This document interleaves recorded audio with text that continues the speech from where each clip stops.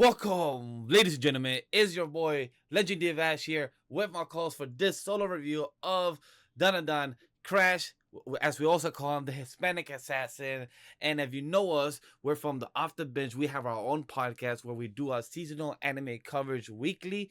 We did the first fall season, and now we're jumping into our winter season. But as you see from the title, as you see from my background, we're doing Dun solo coverage because a lot happened in this solo. A lot happened in Danadan. So instead of doing it on our off the bench video, we want to cover in the Danadan solo video.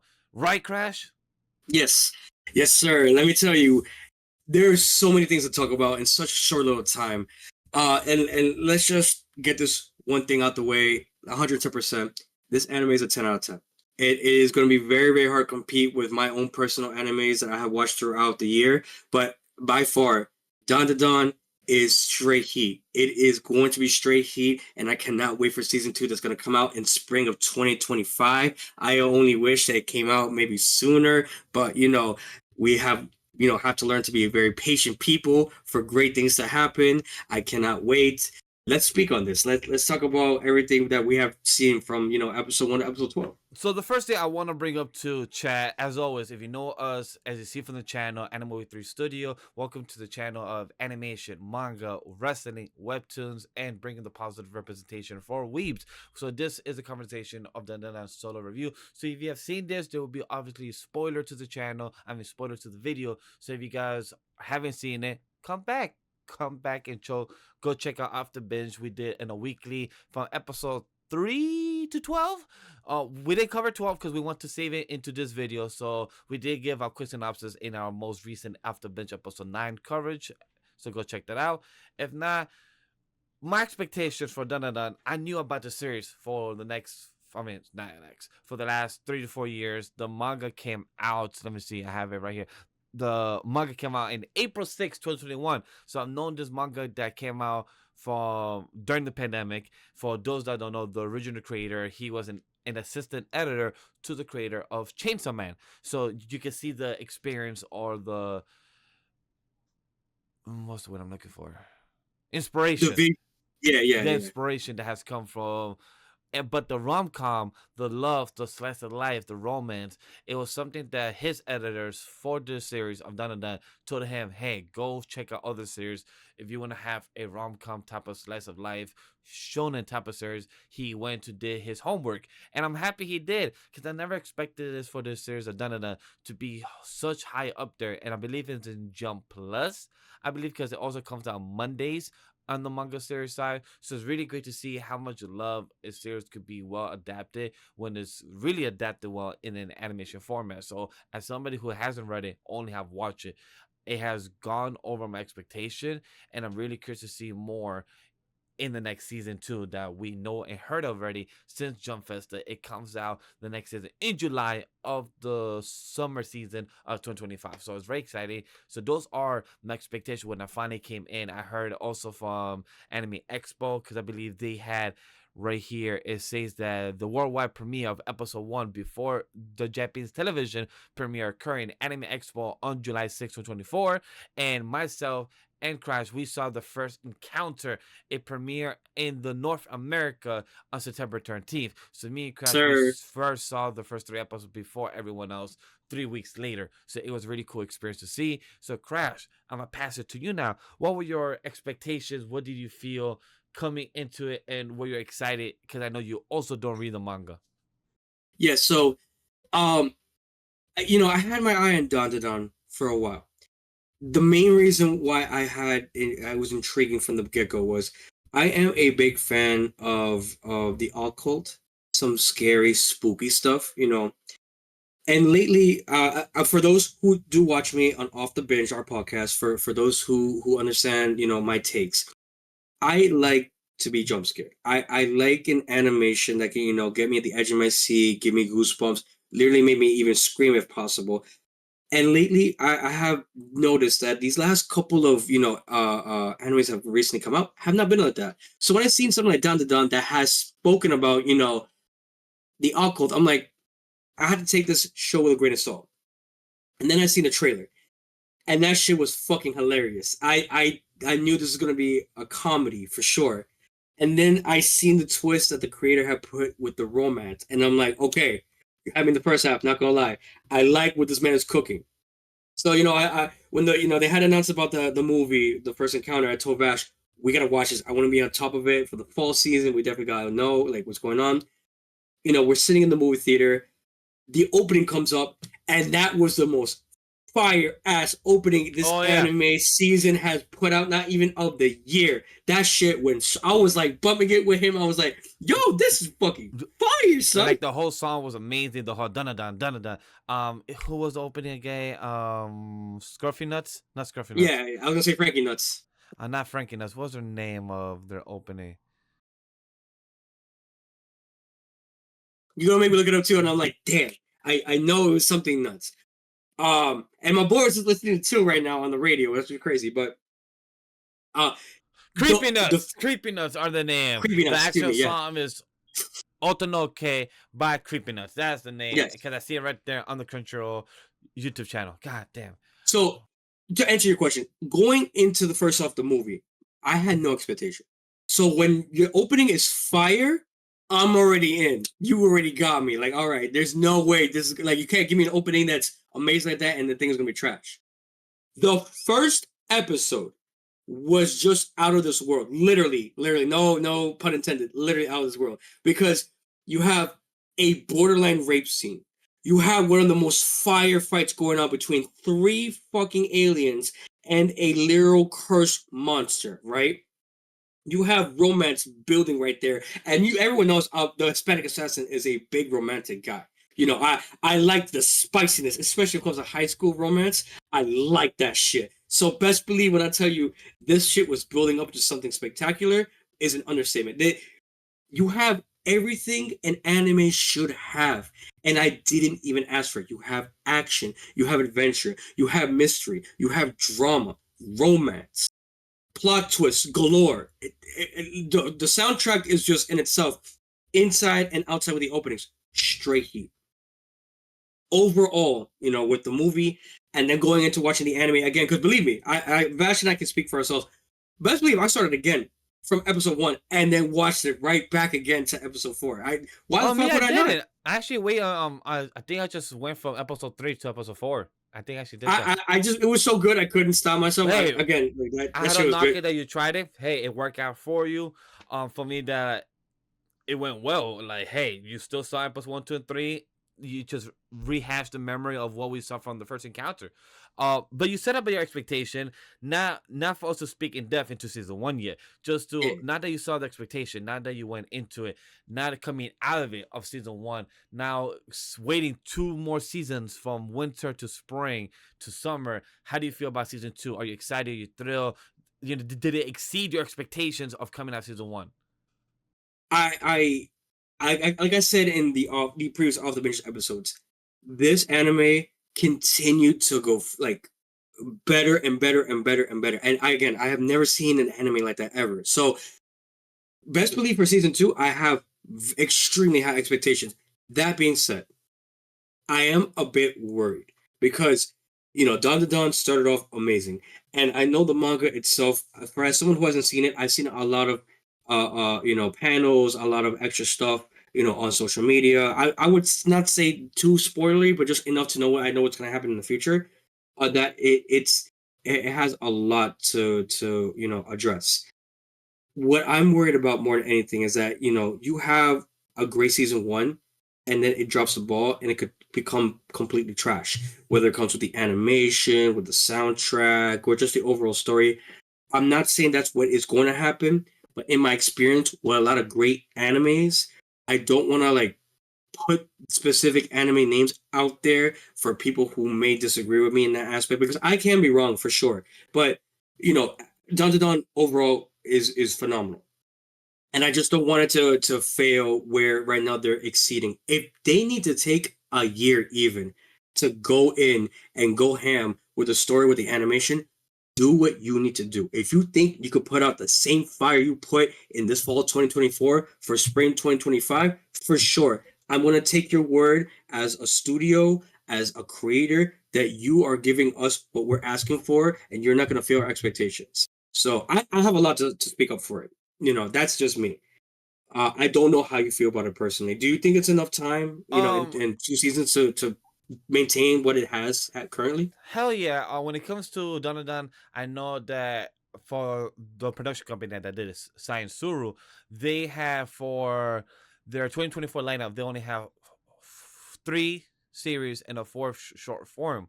It was 4 episodes, so they only have a big one, which was Donadan, and the Colors Within and Garden of Remembrance. I don't know the last two I just said.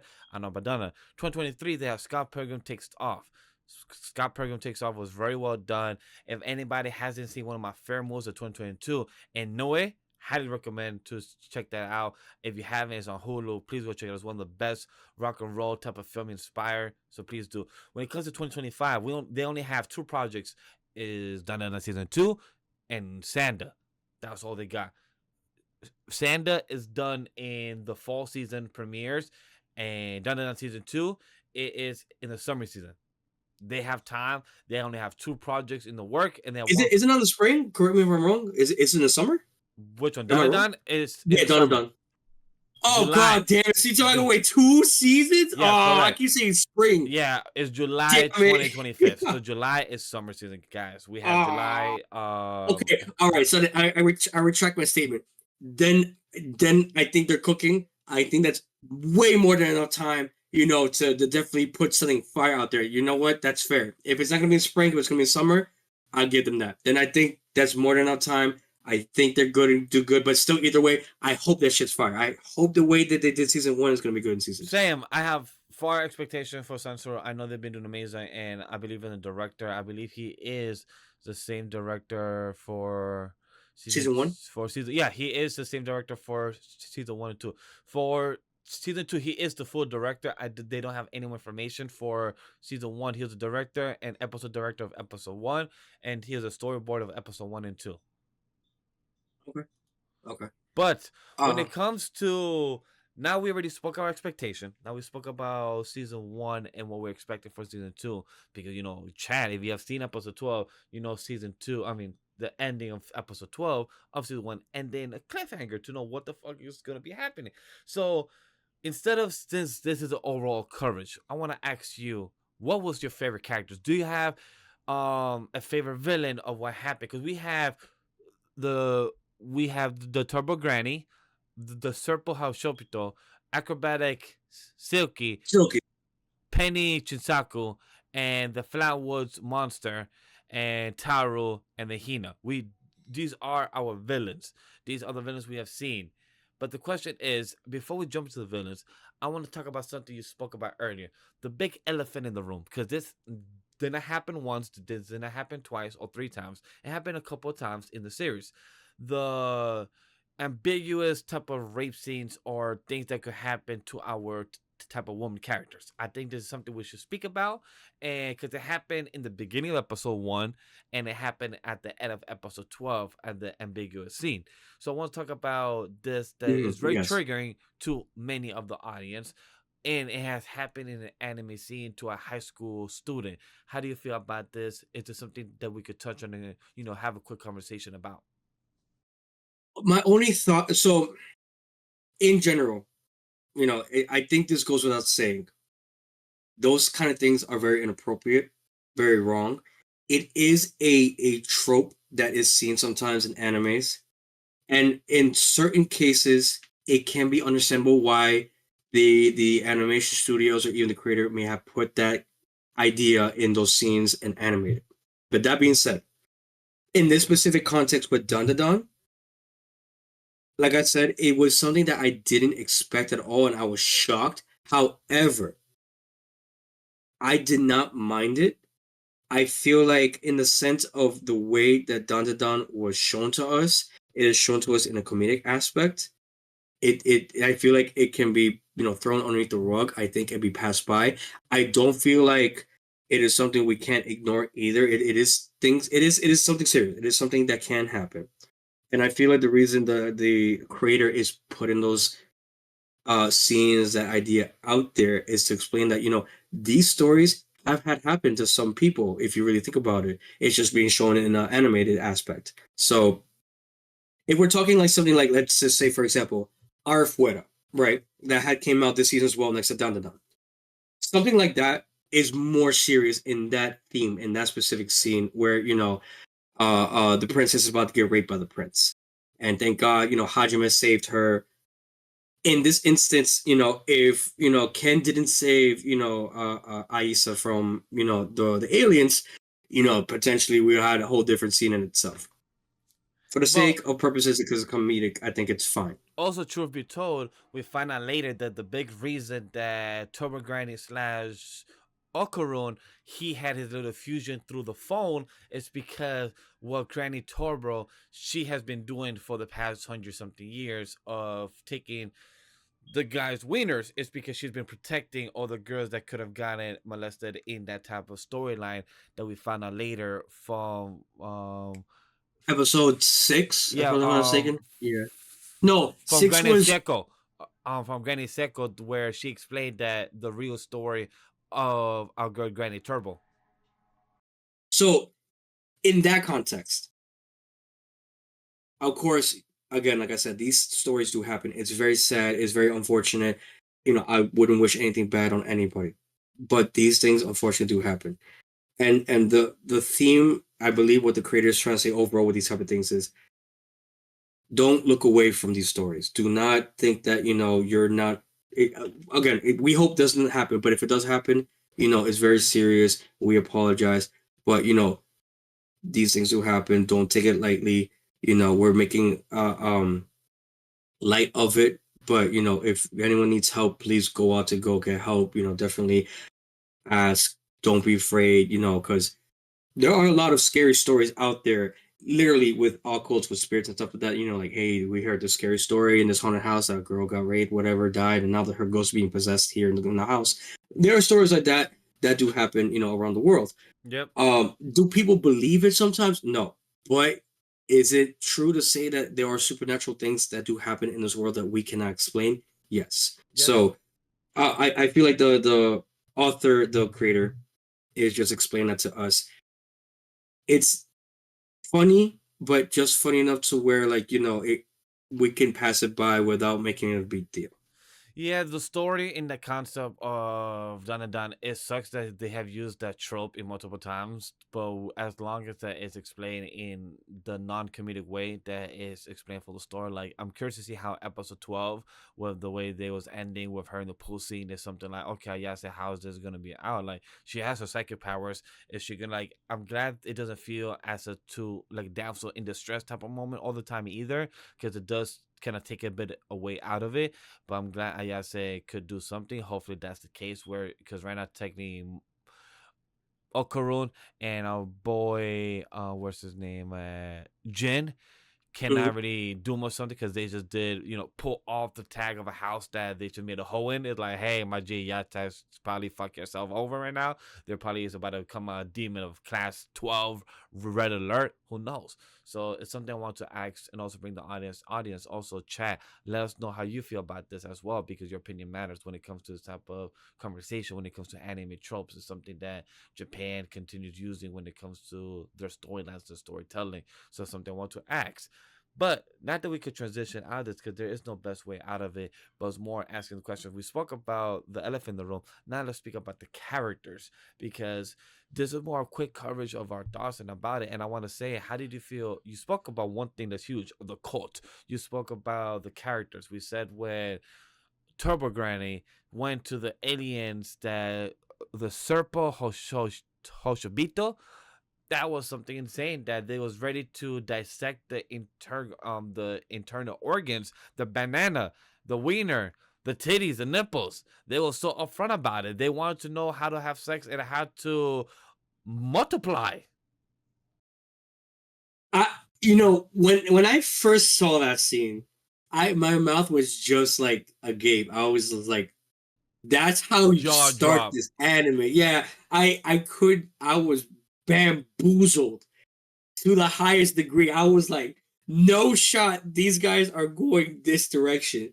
And I'm not even, what, like 15 minutes in the fucking show? I was like, no way. They're really gonna go hard on this? I'm like, what? I'm curious to now know what rating they're gonna give this on Crunchyroll, you know. And then, We see what transpires after the scene and go down. Like, okay, cool. We see the romantic aspect happen. Whatever. Is it necessary in these kind of animes? Maybe, maybe not. Maybe it looks more better in a manga than an anime perspective. It's very debatable this thing. But did it work overall? Yes. Like everyone was shocked, and we kept continuing to watch and watch because we want to know at the end, like is there a point, to the aliens? Are the spirits, the curses that exist in Japan or just in the world in If you general? was Are asked many, like Mhm. to meet a friend like Momo or Ken, if you was asked to believe in the aliens of the cult or to believe in the yokai, which one would you have chosen? Like, because all them screaming at each other in the middle of the staircase. They're like, nah, a cult, nah, yokai. Which one is it? For me, I believe in both. Like, hey, chat, Yeah, y'all can feel how y'all want to yeah. feel. I'm gonna just say my quick 2 cents. I'm gonna believe in both. Like, both are supernatural in this world. Like he said, like it's a mixture of both. Like in some storylines, in some Spanish cultures, aliens and yokais are the same. Some are a bit different, spirits and everything. So it's pretty interesting. Like we literally have a day to celebrate the dead. It's called Cinco de Mayo. Day of the Dead. I you know I know people who believe in aliens. I do believe in supernatural myself. I do believe there's a life outside of this planet that we live in right now. I do believe the undead do walk the earth. And it's all opinionated. At the end of the day, we are entitled to these opinions. We could be very wrong, could be very right. At the end of the day, who knows? And that's the beauty of this show, and that's why I'm very intrigued, very infused with it, because you don't know what to expect next. Just like you walking down the street near a graveyard and you just happen to see a ghost. Did you fucking expect to see that? No. Should you have? Bro, Why would you think to see it? I will Like it's never go to an abandoned hospital just because a friend bet me. Like, hey, where bet. I cool. You go to a hospital, the abandoned one. I go to the abandoned tunnel. Man, and at nighttime too. You are bugging. Hey, you gotta go at nighttime. Why? Because that's when you find the ghost for sure. I'm like, you word? Then that's when I'm not going. I'm going to daytime. I don't want to find a ghost. The point of this is to prove you wrong and also not shit my pants. I'm not shitting my pants just to go find a ghost in an abandoned tunnel or an abandoned hospital. You are bugging. Never in my but life. you know what, Vash? That's what happened with Ayase and Ken. They called them out. They said, you know what? Hell no, I ain't, PUSSY. I went over there. I went to the tunnel and I found Turbo Granny. And this girl, she went to the abandoned hospital. I think it was abandoned hospital. It wasn't a school, right? It was abandoned hospital. I believe it's And abandoned she hospital. That's what I just call it because I feel like I saw beds and everything that looks Yeah, I hospital. think it Like, was yeah, abandoned yeah. hospital. And that's the one thing, and I was really, really into the show. I think it's one thing I might have overlooked, and that's because I was watching it, in the theaters. I think it was hospital. And what did she found? Three ass aliens. That's what you get for going alone. And to go back on your point that I should bring up real quick, you have brought up, the whole thing with Ayase and the whole like being trapped with a bunch of guys. You would think she learned her lesson the first time with the aliens, and then you go to episode 12, and then you're going into a fucking, pool, an Or, onsen, but fucking, and then she also didn't know it was a unisex bath. Girl didn't read the sign. not even that. You decide to go alone, knowing what had happened to you in the beginning of the fucking show. And I'm just realizing this now doing this podcast with you. Like, damn, this girl kind of stupid now I think about it. But hey, well, you really wanted to go take a bath.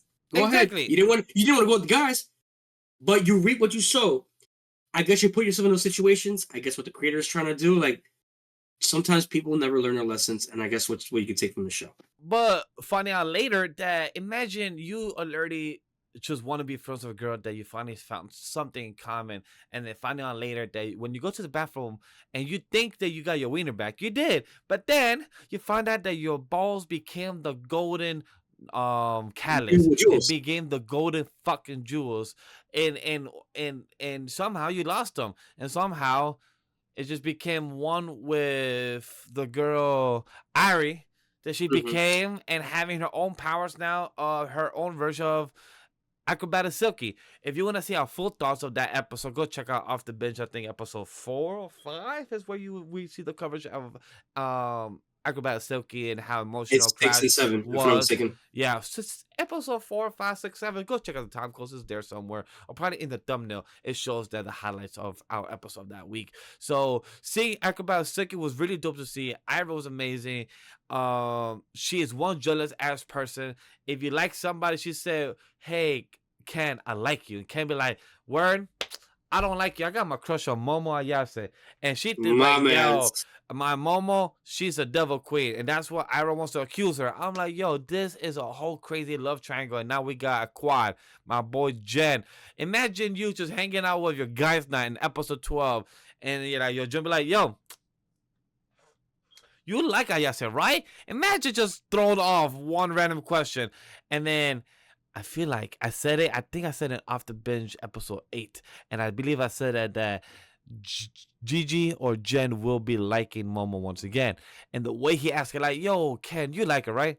Nah, I like her as a friend. But then the way Jen, like, word, I like her more, I think. And then Ken be like, word, I think I like her more than that, though. But then Ken was like, yeah, but you just said that you like her as a friend. Yeah, but I like her more than that. I just didn't know how to answer to you, but I like her more than what you like her as. And then became a whole fucking competition. And then you knew something was up. The whole bond, that's questionable. That's a question. It sucks also because Ken knows that this is his first guy friend. That's not Momo, but also he can't like him as a guy friend because this is his first crush, her first crush. So that's a mind type of fuckery moment that you get yourself out of in a bad cycle, right? Tell me I'm wrong, Crash.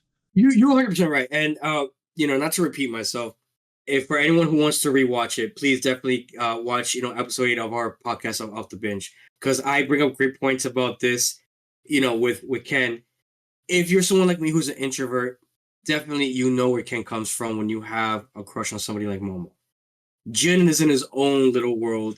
He's in his own different class. My biggest advice to everyone who has a similar situation to this, where you like somebody but then you have a third wheel in the works, communicate how you feel, please. Don't be assuming things and just thinking you have a chance, or just stay quiet and then you lose the person that you love. Communicate. See how you feel. Better that you speak your piece than you losing out because you were too afraid to say something to the one that you loved. Exactly. So it's tough in that situation, and I get why episode 11 or 10 showed us the done of the fucking human body muscle running Oh, show us a 11, little 11, 11. 11. So that beautiful scene showing how much like you love the older version of somebody and Yes, you don't want to ever give sir. up Yes, on the, sir. and that opened the eyes of our boy Okuro, like, yes, you gotta express it, you gotta dance. And by the way, Inspired. chat, we finally learned, I think episode 11 or 12 it was, where they was dancing and singing. Okuro and Jin was dancing. That was actually an homage to the Slam Dunk opening. Yeah, I did hear about that. I want to say that was 12. That was beginning of 12. Yeah, That dance. I just Yeah. forgot exactly what it was, so it's a bit blurry in my head. So that's why. But Slam Dunk opening, haven't seen Slam Dunk, so it was pretty cool. I did the reaction for that scene as well, but I don't watch Slam Dunk, so I couldn't even recognize it. I knew it was from a sport anime because I do have a sport anime playlist, so I knew it felt like sport anime related. I just didn't know what series it was, so it's pretty cool to know a Slam Dunk type of references. That's all I can say.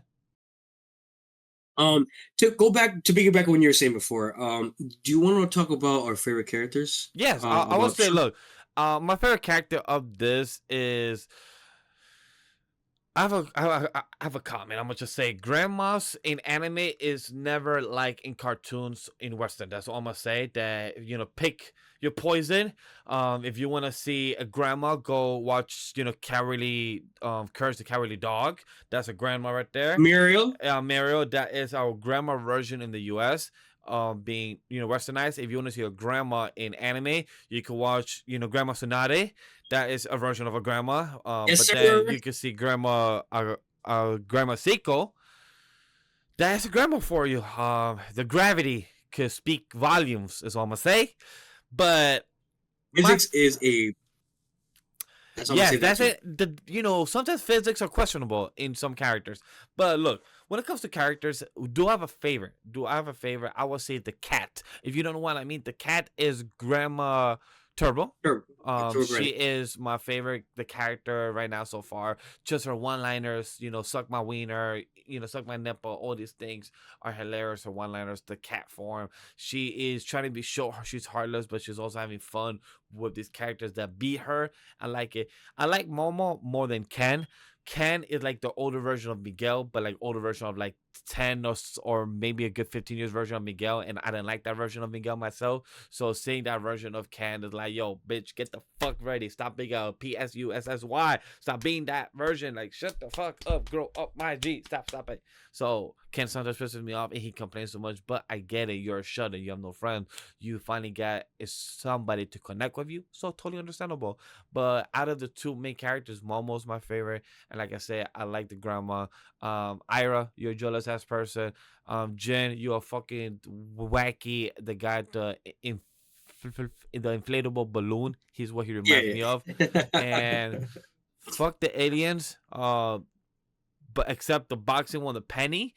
I fuck with him. He got a child, and his bloodstream was almost like the white blood cells, aka cow milk. So that's He pretty needs fun. some milk. Yeah, the father came back. He came back from the grocery store with milk. That's something, Oh right? God, that's a crazy ass, like, what a twist. See, Dunanon has The memes. you don't know The what to expect. memes. He These came back with the nuts. milk. He even said it for that. Oh, after the meat came back of these nuts. These nuts. Oh God, like there's so many jokes and memes. You just can't not get bored with this The show. Loch Ness monster, like, come on, like these type of references Yeah, was amazing to Nessie. see. Like Nessie went so hard. oh my god, I felt like I was seeing like a version of Mecha Godzilla with a fucking high beam out there. Like, bruh, you like a version of Godzilla just merged together, which makes sense because in Japanese culture, Nessie was a version of Godzilla, so it makes sense in this type of the mythical creatures. But Crash, tell me what I give my quick synopsis on my favorite characters or version of them or what I like about them, like my highlight reel of them. What's yours, real quick? So it's very funny because you and I are legit polar opposites when it comes to the characters. So first off, all the characters are straight amazing. There is not one single character, minus two, I will bring up real quick, that I did not dislike. The only two that I had to point out were Arya's classmates.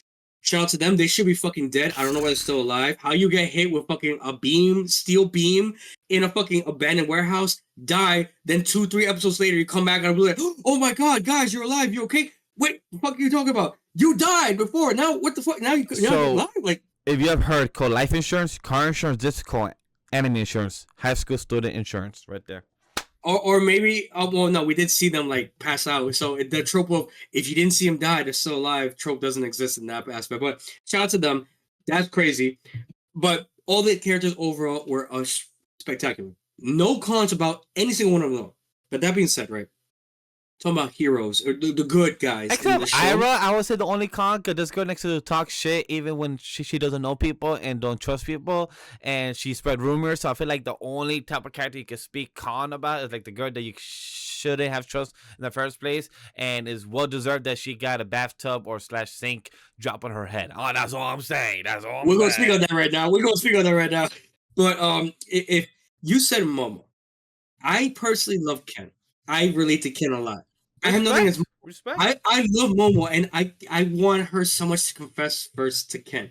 But in the realistic aspect of Don, right? We're talking about a high school perspective.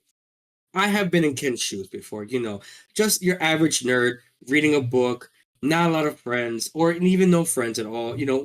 Some anime viewers out there can relate to Ken's situation in that aspect, right?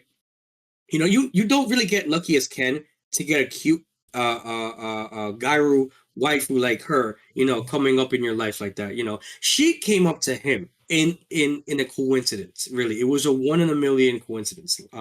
Chance for them to interact in school. They probably have seen each other before, passed along, but they didn't pay each other in the mind. And then for the way that Dandadan first started and how they officially met, it realistically in the high school, aspect, whether Japanese or American, that rarely ever happens. And let's be real, like you really, really never talk to people like that unless you're talking about schoolwork, and that's what you're forced to if you're put in groups, or if you really really like the person and you just grow up the balls to go confess to somebody. Yeah. I relate to Ken like that, right? That being said, too, I also love Ken's persona in his spirit form, in his curse form. That guy Oh, goes so that shit hard. goes That hard. He yeah, reminds he me of like Shikamaru type of energy. Like, oh my god, this is a drag. so yeah. I'm so depressed. I'm so emo, but I can kick ass and I have a stellar fit. Like that just that to And me bro is that's chat just so mode. cool. He called I think Momo and Ira babe. Like, hey babe, Yes, come hey, here. hey, man, And I'm yeah. like, yeah, yeah, let's My, go, Kuro. Let's go, my call boy. that man the wizard because that man had no filter whatsoever. He said what needs to be said, and they're like, "What? Me? No, he didn't say it. Yes, he's talking about you. He's too scared to say that. When he's in his regular form, but when he's in a curse form, no filter, no shot, no limit. He says whatever needs to be said, and we know it is the truth, ladies. But I will anyways, that say Ira is amazing as her other version of herself as acrobatics silky version.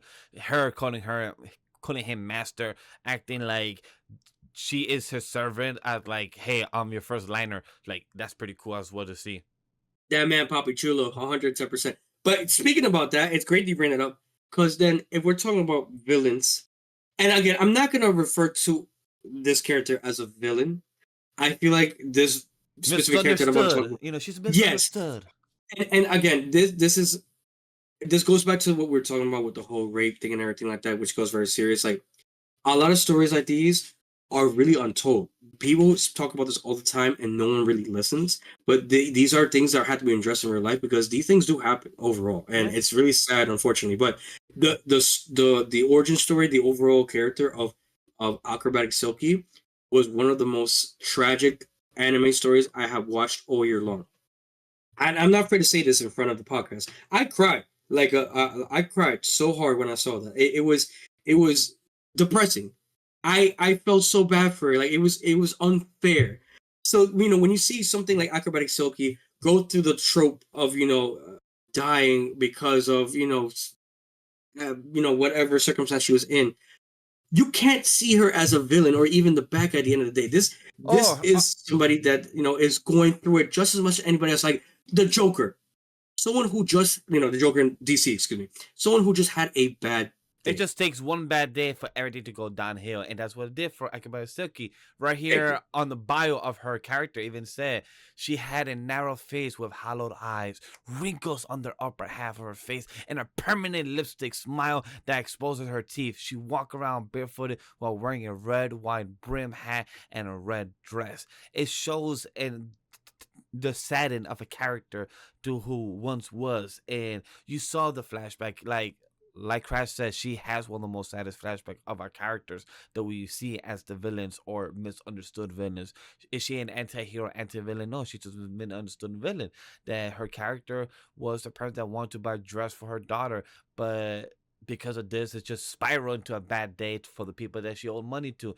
And then for the ambiguous of what you could see, she ran out and lost a loss of blood, or who knows what it was exactly. And it just shows that she was only seen by Ira as a child, and she thought it was mommy because Ira also lost her mom at the time, and it just worked beautifully in the most sadistic way.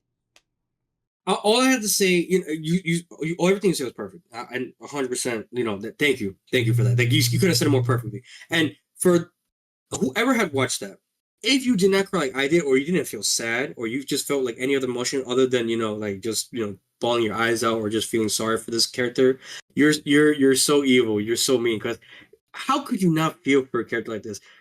They cooked when it came to this. And I go back to the question you told me, Vash. What was my expectations going to the show? Wasn't fucking that at all. It wasn't me going like, oh yeah, I'm gonna see this, very sad ass mom about to die because she was just trying to do her thing for her daughter, like selling her body to make cash. This working in a bakery. This cleaning as a janitor job. That no one told me at all, and I have never watched the manga, read the manga. Excuse me. No one told me what to expect going to this. Shout out to Watkins, who had foreseen, told us in advance, hey, something's about to go down, but I'm not gonna say what. Cool, cool. No one, nothing could have prepared me for what had happened with that specifically. So Acrobatic Silky definitely gets that, character for me. If we're talking about like what would be considered a villain or bad guy. So what you said with Arya, I feel like this character was humbled. I'm not saying she's my favorite character, but this show, this anime did a great job developing her into something that she should learn to be in her age now. She was considered a brat. She was gonna mess up Ken's life by thinking, "Oh, another cute girl that may potentially like me." No, I'm just gonna use him, whatever. And Aisa saw that, and she was like, "No, I'm not gonna let that happen. I'm jealous." Hits her, with the bathroom, silver pin on her head, and then it leads up to the events that we see today. It's just like a coincidence. These circumstances, it didn't have to be like that, but it just so happened. Things do happen. These things go this way. I think Arya is a great character. She was. I didn't think she was annoying at all. I think the creator, the series of sorry the what are you calling it? Studio did a great job portraying her the way she did into a person that people want to dislike, and then growing to meeting Acrobatic Silky, almost losing her life, then getting her essence back through Acrobatic Silky, getting a second chance, being humbled, learning to get over herself and become something more better. Does she like Ken? For sure, 100%. I like the trope that there's another girl in the mix, potential harem, whatever. But this is a genuine this guy saved my life, so of course I'm gonna feel something for it. I get it. But overall, we know who these two like, and it's gonna be Ken, and it's gonna be Momo. That's all I'm gonna say to that. But I think Arya is a great character overall. I don't think her is annoying. I don't think of her as anything less. I don't even think she's stupid or she did a great job developing herself for the first season, and I can't wait to see how her and Acrobatic Silky throw more hands in season two. All right, all right. I said like great explanation. Any last things? Any last comments about the characters? Momo, Ayase, the grandma, Jin, who showed up the last 3 episodes, or anything else before we move on to the last things for us to say? I may have brought this up on the last episode of Off the Page, but just in case I didn't, just to point out, I have a theory about Jin, and I think he's already possessed by the demon or this, spirit curse that we have seen in the last 2 episodes. And I think this curse is acting as Jin right now. This is Jin's personality. I may be wrong with it. I have not read the manga, but it's just the way that the show has been developing up to the end of episode 12. That's what I'm getting for it. I may be wrong. If I am right, I would be genuinely surprised because Jin is very wacky off the bat, and that may be his personality overall. But there are always when you are introduced to new characters, there's always something off or something new that you want to perceive when you see a new character, and Jin gives me that vibe. Again, you know a little bit more than me, Vash. I may be wrong, but I think there's more to this character than lets on. But we really honestly won't know until we see season two, unless of course we read the manga. If we always have access to that. Do I want to be spoiled for that? Personally, no. As much as the manga goes so hard, I want to abstain and just be like, I'll wait, I'll be patient. I don't know about you, how you feel about that. No, when it comes to the manga or to Jin, is he possessed already? I cannot say. I haven't checked out the manga myself. I haven't read it, so I can't really give too much thoughts on what was be said or could be happening with Jin. I just know I don't trust him yet, and I feel like he's nothing cock blocking a boy, Okarun to get his girl. But he's questionable. He came at the right time or technically wrong time for Okarun to get or have that close relationship. And Okarun, you gotta stop doubting yourself. It pisses me off just like he's because oh her first crush came back. I'm gonna be forgotten as a friend. Like, nah, my dude, get your head out of your ass. Don't be having your head in the gutter. Like, get out of there. You are more than that. You're more worth than that. So I would love to see that, but I know we're not getting that soon to be yet. But when it comes to Jen, it's only time will tell. I can't really agree or disagree with your theory. Not saying it's a bad one. It's a good idea for what could it mean. But Jin, I don't trust him yet. I know he's gonna give some powers because I know that from the poster or something, or I think I saw a leak that he is on the same type of lineup with these characters. So my assumption is that he will be getting some powers. No, I mean, like you said, only time will tell. But again, Dandadan is a great anime, a superb anime. Like it's one of my top of the year. I highly recommend watching it. If you haven't watched it and you need something good, definitely watch this. I promise you, you'll binge all 12 episodes in probably less than 4 hours. Three if you're fast, if you skip the intro and the outro, which I know you won't because the opening goes so hard. Yes, the opening goes so hard is like embraces the new world.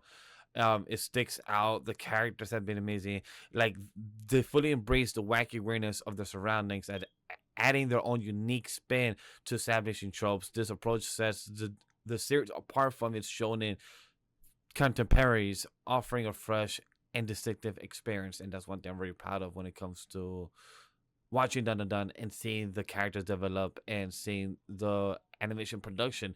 Even when it comes to Sansur, I gotta thank them very much for what they have produced to us, because it been a renowned studio that has been slowly producing higher quality more than quantity, and that's one thing I'm proud of, because what studio and other studios have been Mappa and others have been producing more, and the quality has dropped. So you wouldn't want that, from the studio. It's funny you bring that up too, and I'll just mention real quick. The animation I just wrote here in my review, fire. It's an original kind of animation that you have not seen in anime lately. It may have came out in the past, but recently it has not come out like that before. And it's funny you bring up the animation studio them too. You have animes right now like Don Machi who have just delayed their shows indefinitely to bolster their production quality for the upcoming episodes. You have a show like um God, I forgot the name of it on top of my head. Um, but there have been recent animes that have stopped production because they are doing so bad. Like Near Automata, excuse me. Um, shows like animes like that where if you want to produce something great, but your team just is struggling to compete it, and you are delaying everything. It's better to just release things when you know you have it good and ready when the time comes. If you're in the middle of, releasing episodes and then you have to stop to then change everything and then release it after the fact, but let's believe, as a viewer myself, I will drop that anime. Even if I love that anime with all my heart, it's just I have respect when an animation studio gives their time and their love for a craft, with an anime that they actually took their time to actually perfect for certain animation studios like Wit Studio, like you said, like Mappa, that are just seeing the production value just in dollar bills and not for the fans. I personally have a problem with that myself, and I get it. Everyone has a job to do. Everyone wants to do everything quick so that way they can release stuff out so we can watch it.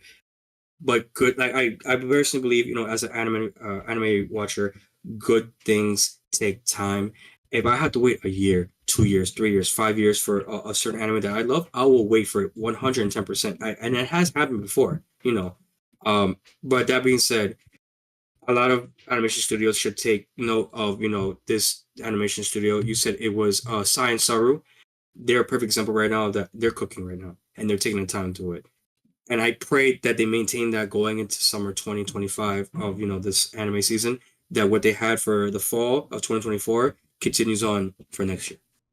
I just want to say this is what I wrote earlier, and I was going to say this: from an intensely vibrant colors used during the fight scenes, alongside with its fully captivating animation, over the top expressive characters, creative action set pieces, and the cinematography that's addictively jaw dropping to watch, and a cope with the tight gripping sound design and score that enhances the intensely from each scenes, all which combine and fully embrace the weirdness in the series, produce of one of the most fun and faithful anime adaptations by the year, all thanks to Sansura ability to fully embrace the source material and translating them well in the animation space. That's something I've been wanting to say, because even in episode three, it was when we had the giant sumo, the quality of the animation showing the black and white to the color of the character.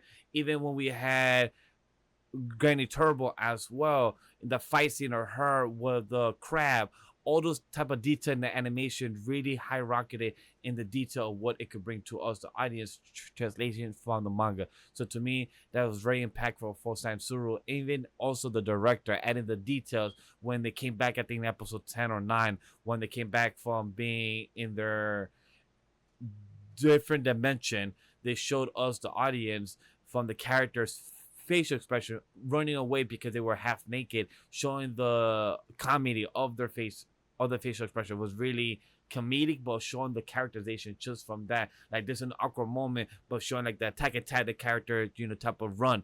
It was hilarious. So those type of details really matter. No, you're right on the money. I 100% agree with you on that. And the show that I was talking about that I had stumbled upon, I'm sorry, Our Last Crusade or The Rise of a New World. I had watched that when Funimation was still around. Like I said, I'll wait as long as I need to. That show got delayed indefinitely because of quality purposes, and it was only 4 episodes in the summer season. So it's coming out in the winter. I love the show. Shout out to my one of my favorite Japanese voice actresses. Sora Ayamiya, who also voices Chirisu and Rent a Girlfriend. She does voice in this anime like that. I definitely like animes that take their time to fix stuff. So definitely this show didn't do that. This show was straight heat overall. I love animes that take their time to produce stuff like that, and I hope it does it with this one. The other ones, they should take notes because Wood Studio and Mappa, very disappointed with you guys lately. We don't even speak about the Attack on Titan thing. We don't even speak about Hell's Paradise was fine overall. The My Dear anime was good too, Oh, surprisingly, by the even way, though they did. I should say that the creator of Dun, he also was a story art on Hell's Paradise, the manga. He was an assistant, and he was an Yes. assistant in also Fire Force, volumes 1 through 8, and he was an assistant as well in also Chainsaw Man, as already Yeah. told Yeah. earlier in the beginning of the video. So it shows that he had his experience in this type of dark theme type of series. Yeah, he's cooking. He He's he cooking. has the experience. He this man. I have high expectations for him, so I can't wait to see what he has next for season 2. All right, so I feel like we wrap our video. This was more longer than expected. We have an hour of type of coverage of Dun. So, any last thoughts before we head out to our outro?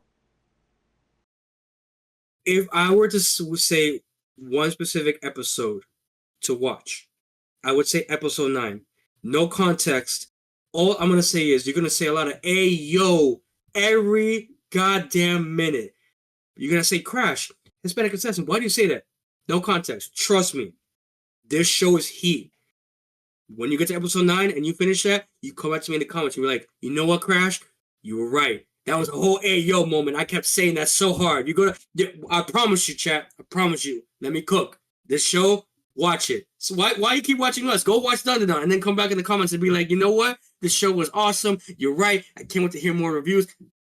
Vash, take it away, please. I have so much So, good to say in my life. chat, if you want to hear our weekly thoughts, go check out Off the Bench. If you don't know what that is, it's our seasonal anime coverage on a weekly season. So, we just did fall season. Now we're transitioning into our winter season 2025. So, go check that out. If you want to see more of solo coverages of shows or like this, let us know in the comment section down below. We could check on do little clips and think that, or whenever some shows ends every season, we will do something like this similar. So we'd love to hear you guys' thoughts about Dan. Let us know if you're a manga reader, anime watcher. Comment down below your thoughts. Other than that, we appreciate it. The last thing I will say is alien, spirits, and chaos. Other than that, follow us all on social media down below. All the links are down in the description. We see you on the next one. Go suck on that wiener. Moment can ship 110%. Fuck Ara. That's why I had to say that. And fuck Jin too.